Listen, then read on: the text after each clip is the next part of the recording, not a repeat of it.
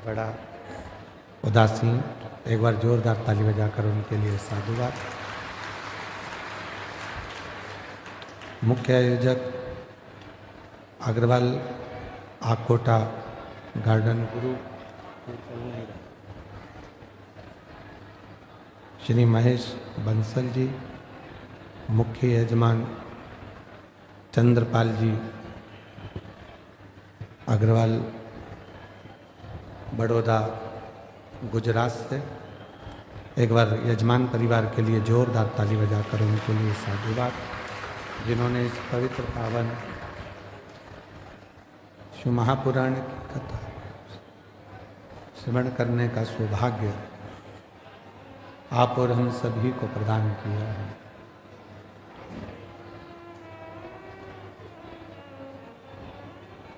शिव कृपा भगवान शंकर की जब उदारता होती है, करुणा होती है, दया होती है, तब कहीं ये पवित्र पावन शिव महापुराण की कथा श्रवण करने का सौभाग्य प्राप्त होता है। चल नहीं रहे कोई सी भी बात नहीं।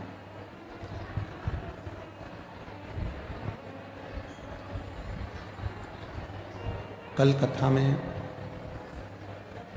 वर्णन किया था कि जो श्वासों में रमण कर रहे हैं वही शिव है।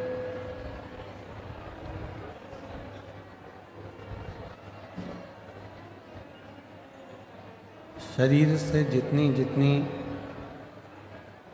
21,600 श्वास जो रोज निकल रही है,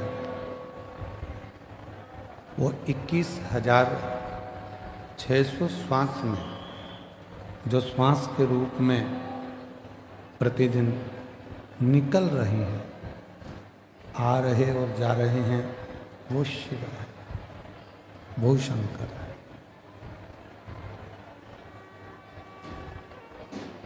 हम भगवान देवादिदेव महादेव को ढूंढने के लिए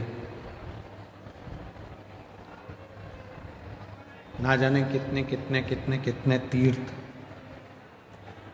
कितने कितने धाम जाते हैं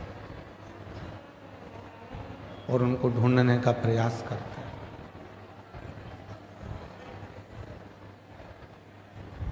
पर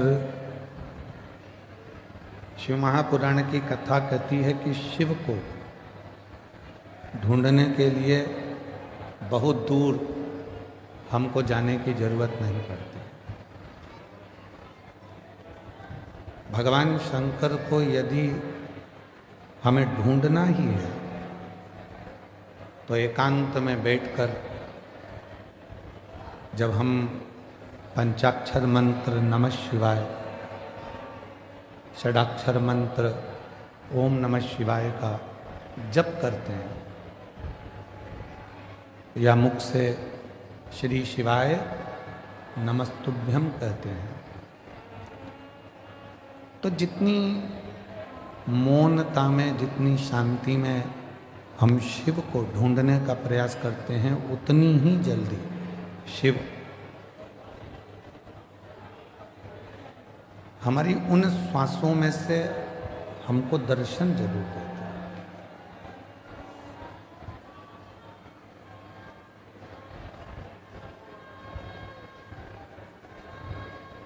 हम दूसरे को बोलते हैं कि ध्यान से पढ़ना,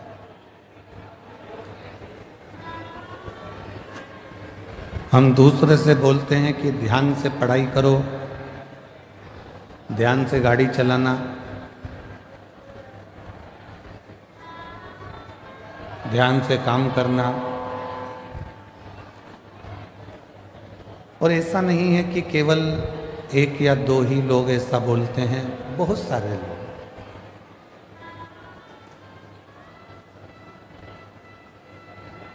आप अपने बच्चों से भी कहते हो ध्यान से पढ़ो, ध्यान से पढ़ाई करो, ध्यान से गाड़ी चलाओ, ध्यान से काम करो। पर शिव महापुराण की कथा कहती है कि पहले हम दूसरे से कह सकते हैं कि ध्यान से काम करो, ध्यान से गाड़ी चलाओ, ध्यान से पढ़ाई करो, पर शिव पुराण की कथा कहती है कि पहले अपने को भी, अपने ऊपर भी ध्यान देना जरूरी है। कहीं हम अपने पथ से तो नहीं भटक रहे, कहीं हम अपने पथ से तो नहीं भटक रहे।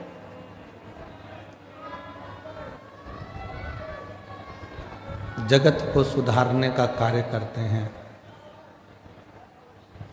और मालूम पड़े कि हम अपने ही पथ से भटक जाएं तो वो श्रेष्ठ नहीं।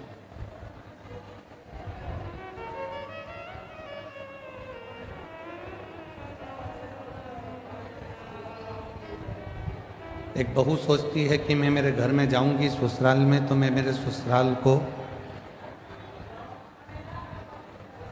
सुधार दूंगी। सास सोचती है कि मैं, मेरी बहू कैसी भी आएगी मैं उसको सुधार दूंगी। पर शिव महापुराण की कथा कहती है, भगवान शंकर की कथा कहती है कि तुम्हें दूसरे को सुधारने की जरूरत ही नहीं पड़े। पीछे की आवाज खोलिए, पीछे की।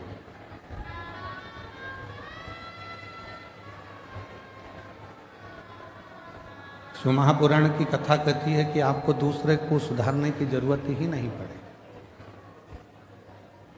जरूरत है हमें अपने आप को सुधारने की। जरूरत है हमें अपने आप को सुधारने की। गायत्री परिवार वाले कहते हैं हम सुधरेंगे, जम के बोलो, युग सुधरेगा। हम बदलेंगे, युग बदलेगा। अर्थात गायत्री परिवार में कहा जाता है कि हम सुधरेंगे, युग सुधरेगा, मतलब हमको सुधारना स्वयं को जरूरी है।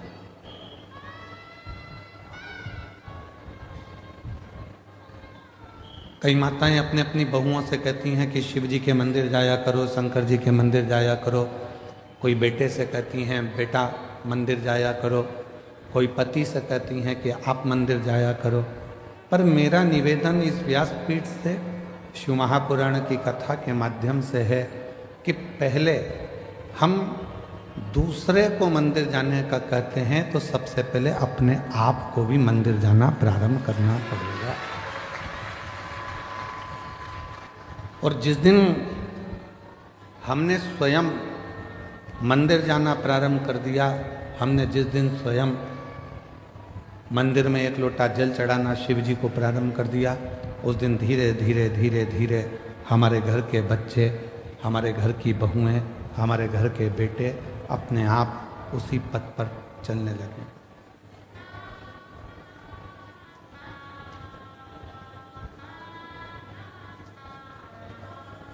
हम कहते तुम करो, बेटा तू मंदिर जा, बहू तू मंदिर जा, पर हम स्वयं ना जा पाए तो वो श्रेष्ठ नहीं। हमें खुद को जाना पड़ेगा, हमको स्वयं को पहुंचना पड़ेगा। और तेरे मंदिर में आना मेरा काम है, मेरी बिगड़ी बनाना तेरा काम है। जब आप अपना पिता मानकर भगवान शिव को, कालाधिपति महाकाल को, मेरे ओघड़दानी विश्वनाथ को, मेरे कुबरेश्वर महादेव को, मेरे शंकर भगवान को अपना पिता मानकर उसके करीब में जाकर बैठोगे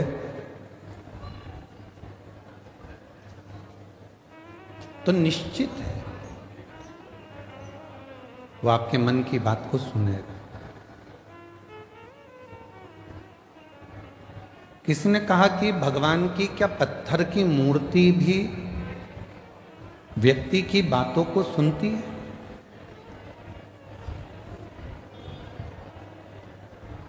क्या पत्थर की मूर्ति हम जो कहेंगे वो सुनेगी?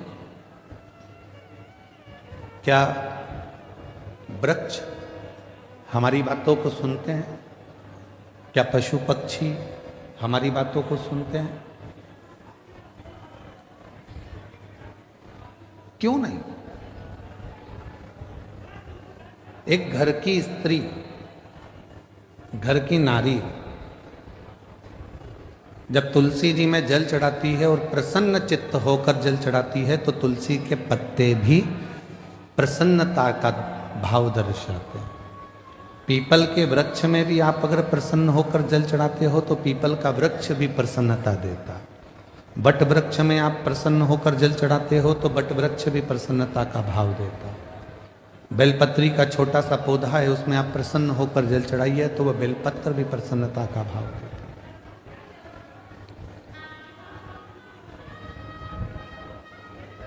एक जीव, एक जंतु, पशु, पक्षी, वायुचर, जलचर, थलचर जितने भी हैं, चाहे वो मनुष्य हो, चाहे संसार के जितने भी जीव हों, वो सब यदि आप प्रसन्नता देते हो तो वो भी आपको प्रसन्नता जरूर प्रदान करते हैं। प्रसन्नता।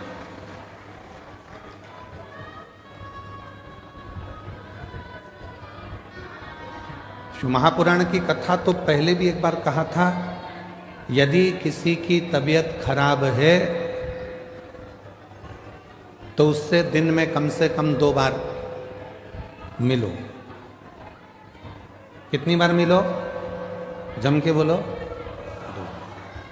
घर में अगर किसी की तबीयत खराब है, परिवार में किसी की तबीयत खराब है, कुटुंब में किसी की तबीयत खराब है, कोई रिश्तेदार की तबीयत खराब है तो कम से कम दिन में 2 बार मिलो।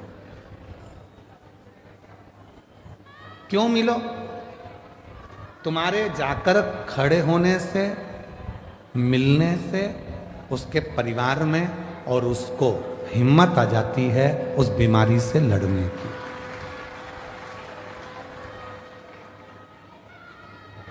किसी की तबीयत खराब है तो दिन में जम के बोलो 2 बार मिलो। किसी का समय खराब है, बेकार समय चल रहा है, दुख की घड़ी चल रही है, कोई परेशानी आकर खड़ी हो गई है तो शिव महापुराण की कथा कहती है उससे 3 बार मिलो। कितनी बार मिलना है? 3। तबीयत खराब है तो दिन में 2 बार मिलो, समय खराब चल रहा है तो दिन में 3 बार मिलो। कोई बात नहीं भैया, सब हो जाएगा, सब अच्छा समय आएगा, टेंशन मत लो। खड़े हो जाओ। उसकी दुख की घड़ी, उसकी परेशानी की घड़ी, उसकी संकट की घड़ी। महाराज, किसी की तबीयत खराब है तो दिन में 2 बार मिलो, किसी का समय खराब है तो दिन में 3 बार मिलो, और किसी की नीयत खराब है तो उसे सपने में भी मत मिलो। मान लो उसकी नीयत खराब है तो स्वप्न में भी उसको मत देखना, स्वप्न में भी उससे बात मत करो, मिलो ही मत। स्वास्थ्य खराब है, थोड़ा देर जाके मिल। आप लोगों से निवेदन है, आपके घर में बुजुर्ग माँ बाप रहते हैं, बूढ़े बूढ़े व्यक्ति रहते हैं, बेटों को फुर्सत नहीं है काम धंधे से, बहुओं को फुर्सत नहीं अपने रसोई घर से और कार्य से, पर थोड़ा सा समय निकालकर 2 बार कम से कम अपने बुजुर्ग माँ बाप से बात करा कर। माँ कैसी हो, पापा कैसे हो, भाई कैसे हो, बहन कैसी हो, 2 बार। समय खराब चल रहा है, दुख की घड़ी है, परेशानी की घड़ी है, कष्ट की घड़ी है, कोई समस्या बहुत ज़्यादा पड़ी हुई है, कोई बहुत दुख की घड़ी में, समस्याओं की घड़ी में लोग घिरे पड़े हुए हैं, कोई समस्याओं की घड़ी में लोग घिरे हुए हैं, तो उस समय पर, उस घड़ी में, उस पल में, उस समय में, उस समस्या की घड़ी में कम से कम उसको 3 बार जाकर मिलना चाहिए। 3।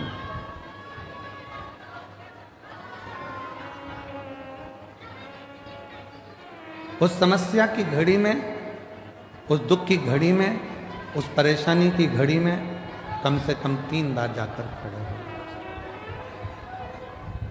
कुछ मत दो, पर खड़े होकर थोड़ी सी हिम्मत दो, थोड़ी सी।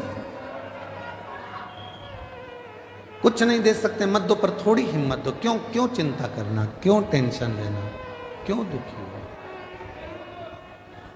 और मैंने तेरे ही भरोसे बाबा, तेरे ही भरोसे हवा विच उड़ती जावांगी बाबा, डोर तो छड़ी नाम कटी जावांगी।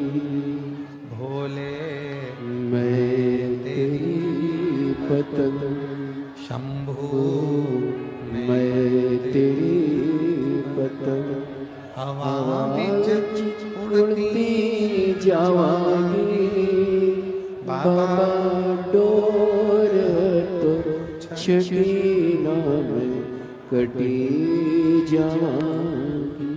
उसको हिम्मत दीजिए, उसको थोड़ा बल दीजिए, उसको थोड़ी शक्ति दीजिए। और उसी तरह शिव महापुराण की कथा कहती है, जब पार्वती मैया शिव जी की साधना में डूबी हुई थी,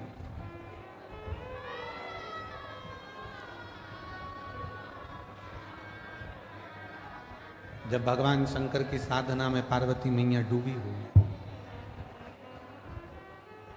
तब करते करते करते करते बहुत वर्ष निकल गए, तो भी शिव प्रकट नहीं हुए।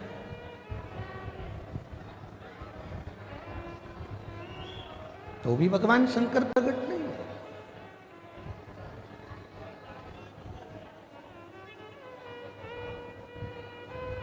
शिव प्रकट नहीं हुए।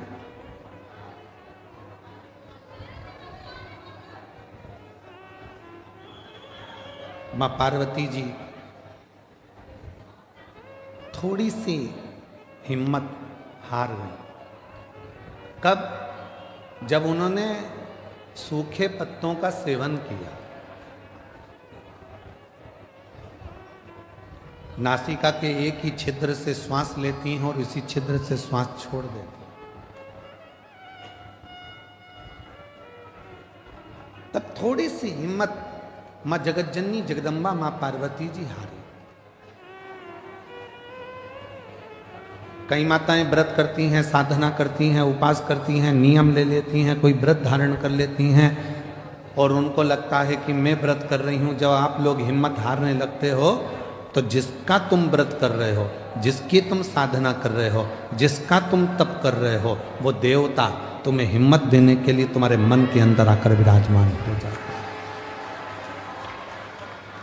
तब वो आता है।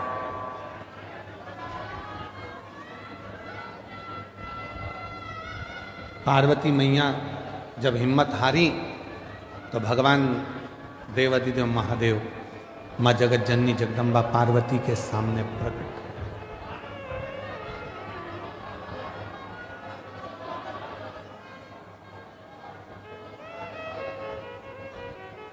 और शंभु शरणे पड़ी मांगू घड़ी रे घड़ी, दुख काटो दया करे दर्शन आपो।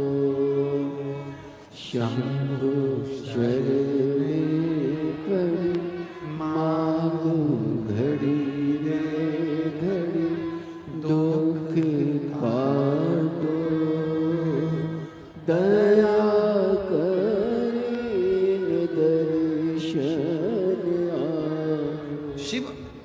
पार्वती जी की साक्षी में उनको बल देने के लिए प्रकट, असली स्वरूप में नहीं। असली स्वरूप में शिव नहीं है। शिव स्वरूप बदल कर, कभी शंकर भगवान ऋषि का रूप लेकर आते हैं और पार्वती को बल देते हैं। कभी शंकर भगवान मगर बनकर आते हैं, पार्वती को बल देते हैं। कभी शंकर भगवान पार्वती जी के सम्मुख में कोई स्त्री का रूप लेकर आते हैं, बल देते हैं।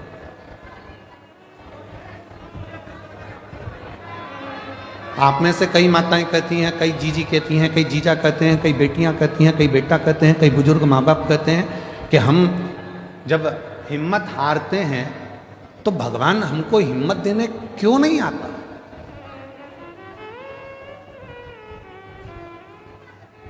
भगवान को हिम्मत देने क्यों नहीं आता। शिव महापुराण की कथा कहती है, जब आप हिम्मत हारते हो, परिवार के भले ना आए, पर तुमने जो एक लोटा जल चढ़ाया है वो शंकर तुम्हारे सामने खड़े होकर रूप बदलकर, किसी रिश्तेदार का स्वरूप धरकर, किसी परिचित का स्वरूप धरकर, कोई अपनों का रूप रखकर, कोई परिचित का रूप रखकर, कोई रिश्तेदार का रूप रखकर मेरा देव अधिदेव महादेव आकर हिम्मत जरूर देता है और तुमको जिंदगी जीने का एक तरीका सिखाता है।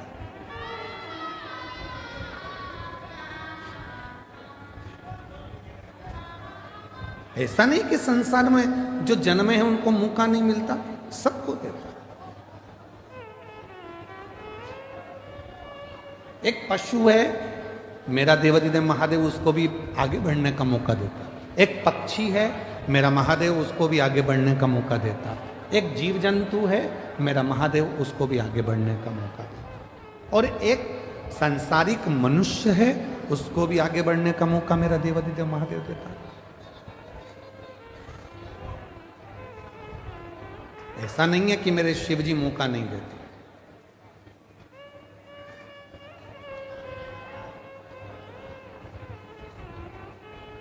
नदी में, पानी में, समुद्र में, तालाब में, कुएं में, बावड़ी में अगर कोई डूबता है, कोई डूब रहा है, तो पानी भी एक मौका देता है उसको उछाल देकर बाहर निकालने का कि अभी भी मौका है, तुम उससे बाहर निकल। पानी भी मौका देता है।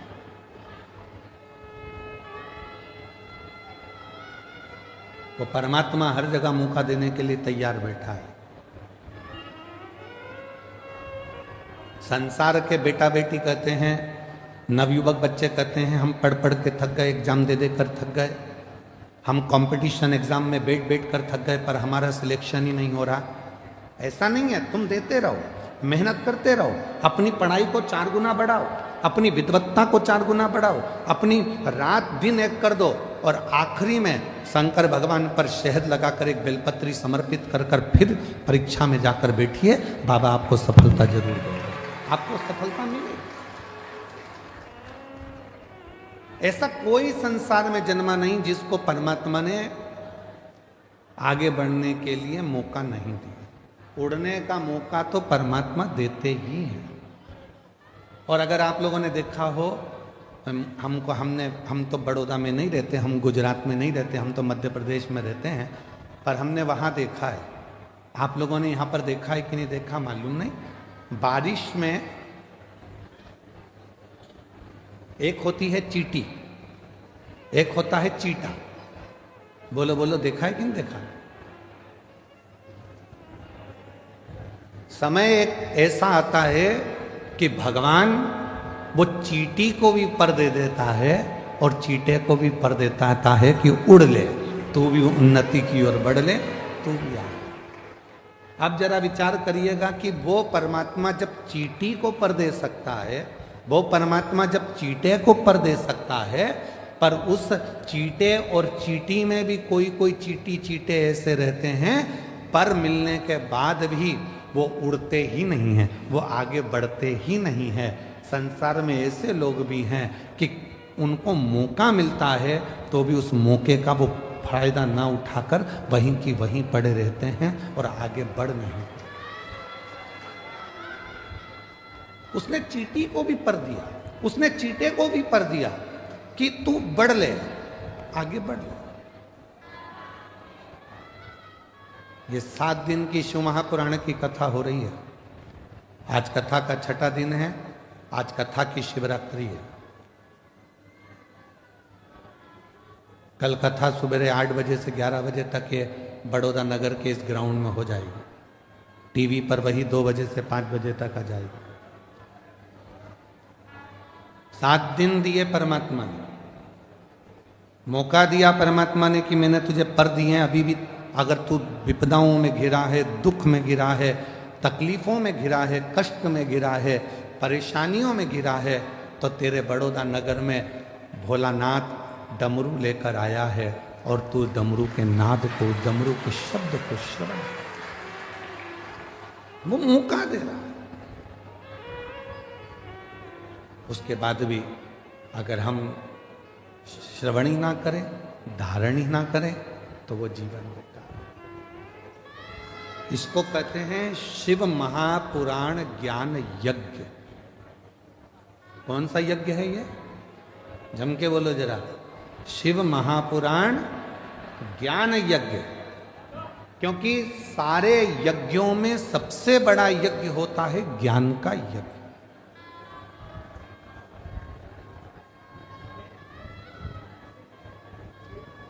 भजन संध्या कराई, रात को खूब नाचे कूदे, एंजॉय करा, पूरे होर्डिंग लगाए गए बड़े बड़े, भजन संध्या है, भजन संध्या है, भजन संध्या।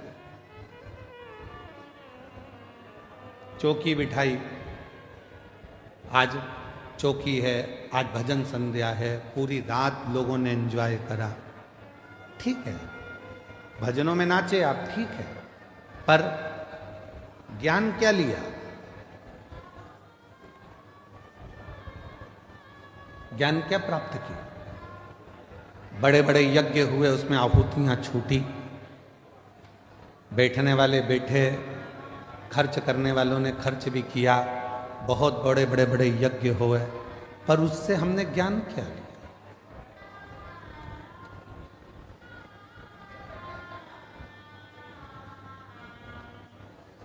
इसको शिव महापुराण ज्ञान यज्ञ कहते हैं। तो कहा गुरुजी अगर ये यज्ञ है तो यहां कुंडी कहां है? हवन की कुंडी कहां है? तो शिव महापुराण कहती है जितनी मुंडी उतनी कुंडी। ये ज्ञान यज्ञ है। इस ज्ञान यज्ञ में जितने जितने बैठे हुए हैं और जिन जिन के कानों में शिव महापुराण की कथा जा रही है, जितनी जितनी मुंडी है, जितने जितने शीश हैं, उतनी उतनी वो कुंडी है।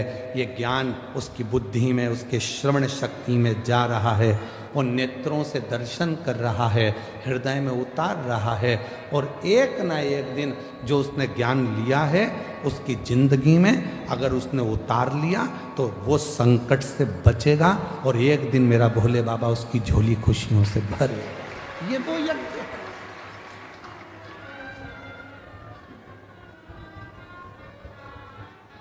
यहां व्यक्ति स्वयं आत्मा से परमात्मा को मिलाने का प्रयास कर रहा है, मन को परमात्मा से लगा।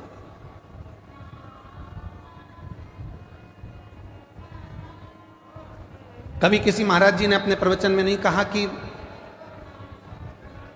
शरीर को परमात्मा से लगाओ। कभी किसी महाराज जी ने, बड़े बड़े संत साधु ने भी अपने अपने प्रवचन में नहीं कहा कि इस तन को परमात्मा से लगाओ। किसी संत साधु गुरुजन ने नहीं कहा, किसी वक्ता ने नहीं कहा कि तन को परमात्मा से लगाओ। जिसने भी कहा एक ही बात कही, मन को, चित्त को परमात्मा से लगाओ, आत्मा को परमात्मा से लगाओ। क्यों? तन लगाने का क्यों नहीं बोला? शरीर को परमात्मा से लगाने का क्यों नहीं बोला? क्योंकि शरीर माता और पिता की देन है। इस शरीर में आधा भाग मां का है, इस शरीर में आधा भाग पिता का। शरीर माता पिता की देन है, और जब थोड़े से बड़े हो गए तो ये शरीर भोजन की देन है। जितना खाओगे उतने तंदुरुस्त रहोगे।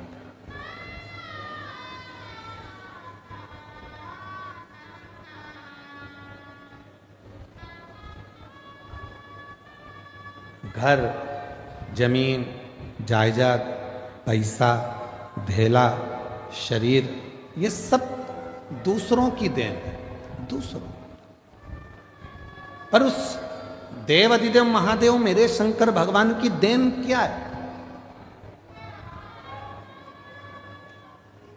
शिव जी ने आपको क्या देकर भेजा था? तो कहा शंकर भगवान ने हमको ये आत्मा, ये मन, ये चित्त देकर भेजा। इसीलिए बड़े बड़े वक्ता हो, चाहे छोटे छोटे कथा वक्ता हो, चाहे कोई संत हो, साधु हो, सन्यासी हो, तपस्वी हो, साधक हो, वो आपसे कहते हैं अपनी आत्मा को परमात्मा में लगाओ, मन को परमात्मा में लगाओ, तन को नहीं, शरीर को नहीं, मन लगाने की बात करते हैं। क्यों? क्योंकि जैसे बच्चा घूम जाता है, माँ के पास आता है तो माँ उससे गले लग जाती है, उसी तरह ये आत्मा, ये मन जब संसार में भटक जाता है और जब हम एकांत में बैठकर शिव को भजते हैं, तब वो परमात्मा इस आत्मा को संभाल लेता है और हमें उन्नति के मार्ग पर ले जाकर छोड़ देता है। हम मन नहीं लगा पा। और हमने पहले भी कथा में कहा है कि शिव महापुराण की कथा में तुमको सूचना मिल जाए कि कुबरेश्वर धाम से बाबा कथा के लिए आए हैं, तुमको सूचना मिल जाए कि शंकर भगवान की यह पवित्र कथा, ये कुबरेश्वर धाम की ये पवित्र धरा से चलकर ये शिव महापुराण यहाँ पहुँची है, तो आपसे निवेदन है, भीड़ बढ़ाने के लिए शिव पुराण में बिल्कुल मत जाना। तुम्हारी भीड़ बढ़ाने से तकलीफ हमको भी होती, इतनी भीड़ में हम खुद ट्रैफिक में फंस जाते हैं। भीड़ बढ़ाने के लिए कथा में मत जाओ। कथा में अगर आए हो शिव महापुराण की तो भाव को बढ़ाओ। कितना भाव बढ़ा सकते हो, तुम्हारे भीतर कितनी परमात्मा की प्राप्ति कर सकते हो। मालूम पड़े तुम आ तो गए हो, मन लग नहीं रहा, बार बार उठकर जाना है, बाजू वाले को देखना है, उधर से आवाज़ आई तो उधर देखो, उधर से आवाज़ आई तो उधर देखो, है। और आधी टेंशन अपनी गाड़ी कहाँ रख कर आए हैं, तीसरा टेंशन बैग रखी थी कहाँ चले गया, चौथा टेंशन मेरी चप्पल पे कोई बैठ गया, पांचवा टेंशन वो मेरे को लेकर आए थे मेरे पति कहाँ चले गए, छठा टेंशन किससे झगड़ा करूं, किससे झगड़ा करूं। तो क्या मतलब का कथा में आने से? समय बर्बाद करने के लिए कथा में बिल्कुल मत आए हो। आज कथा की शिवरात्रि है, ये 2 दिन, एक छठा दिन, एक कथा का 7वां दिन, ये दोनों दिन इतने प्रबल होते हैं कि जो पंडाल में बैठकर बाबा से कहा जाता है, सुना जाता है, वो सब शिव 3 महीने के अंदर देते जरूर हैं। इसीलिए लाखों की संख्या में शिव भक्त यहाँ आते हैं, इसलिए लाखों की संख्या में पहुँचते। और उसमें भी हम हमारी बुद्धि को, अपने चित्त को, इधर कोई पानी देने आया, कोई टॉफ़ी देने आया, कोई सामान देने आया, भैया देना जरा, भैया देना जरा, भैया देना जरा। मांगना था उस भोलेनाथ से और मांगने में रह गए दूसरे से। मालूम पड़ा करोड़ों का धन छोड़कर 2 रुपए लेकर साथ चले गए। तो क्या मतलब? छोड़ो।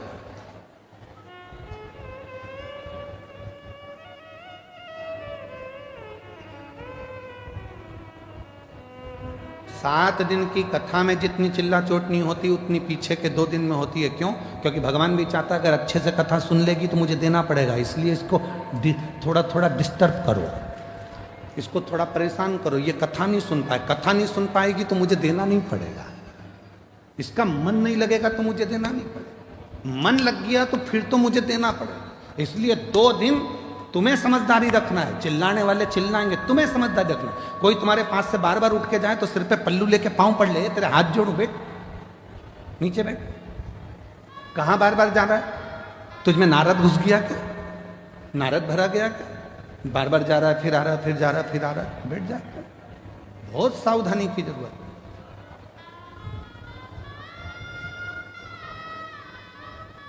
पता नहीं वो तो माघ के महीने में बड़ौदा वालों पर भगवान शंकर की क्या कृपा होना है, इसलिए यीशु महापुराण की कथा हो गई, वो पता नहीं। पर हो गई है, प्राप्त हो रही है, उसको ग्रहण कर लो। जितना ले सकते हो ले लो, जितना बटोर सकते हो बटोर लो। पूरे कथा के बीच में बाबा से अपने मन की बात का स्मरण करते रहो, बीच बीच में उसको याद करते हुए तुम्हारे चित्त को, आनंद को उस परमात्मा से जोड़ते रहो। लगना चाहिए कि तुम्हारी रोमावली, हाथ की पाँव की रोमावली तुम्हारी खड़ी हो रही है, वो परमात्मा तुमको मिल रहा, वो